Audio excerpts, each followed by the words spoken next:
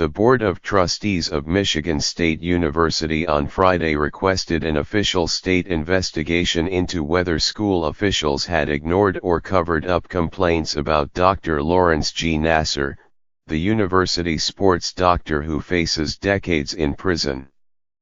The request came amid growing calls for the resignation of the university president, Lou Anna K. Simon, over how much she knew about the abuses by Dr. Nassar, who is accused of molesting scores of female athletes. Noting what the trustees called a general sentiment that MSU has avoided being transparent or, worse, that it might be involved in a cover-up, the board asked Attorney General Bill Schuette to conduct the official inquiry. The board, which announced the request after a closed door meeting Friday morning, also announced its continuing support for Dr. Simon, despite demands for her replacement from prominent members of the state legislature as well as from the campus newspaper, the State News. Those demands came after the Detroit News reported on Thursday that multiple MSU officials, including trainers and assistant coaches,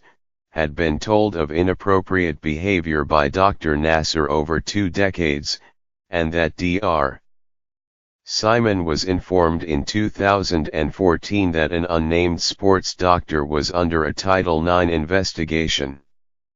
Dr. Nassar was cleared after the inquiry. The university had confirmed that Michigan State's police department received a report about Dr. Nassar in May 2014, according to a university web page about the case. The report was forwarded to the Ingham County Prosecutor's Office, which did not file charges. In a joint statement, the state Senate's leadership asked the board to act swiftly to remove Dr. Simon, citing a loss of confidence.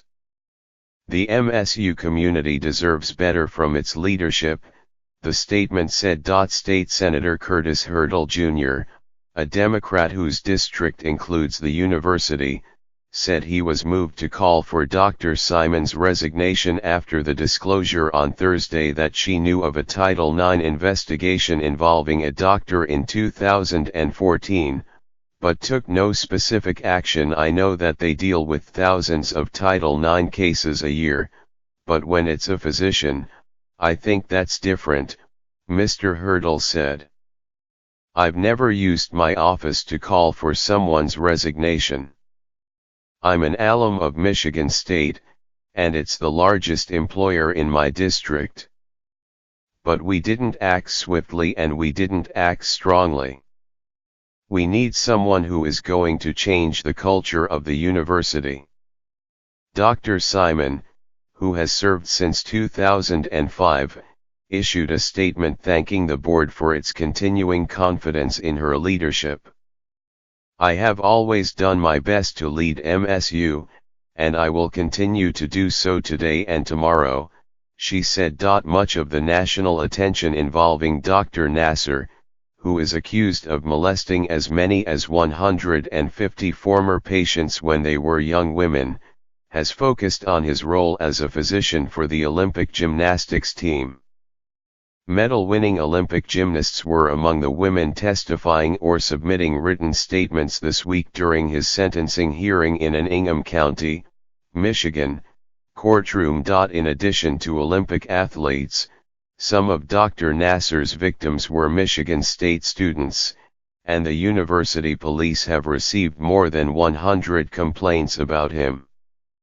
Until 2016, Dr. Nassar was a professor at M.S.U.S. College of Osteopathic Medicine, as well as a team physician for the university. Michigan State has been named as a defendant in a number of civil lawsuits related to the Nassar case, and the university has established a $10 million victims fund. The allegations involving Dr. Nassar were not the first time the university has been accused of mishandling sexual misconduct cases.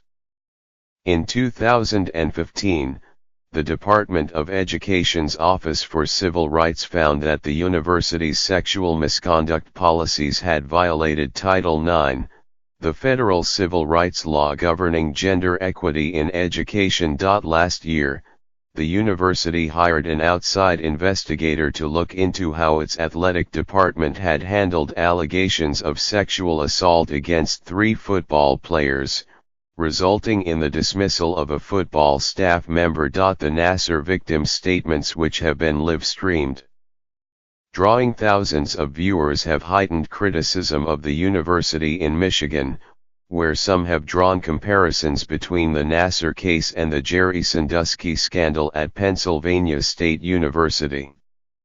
Despite their request for a state investigation, the Michigan State trustees have denied that there was any misconduct and repeated that contention in their letter to Mr. Chouette on Friday. This simply is not true, the trustees said in the letter.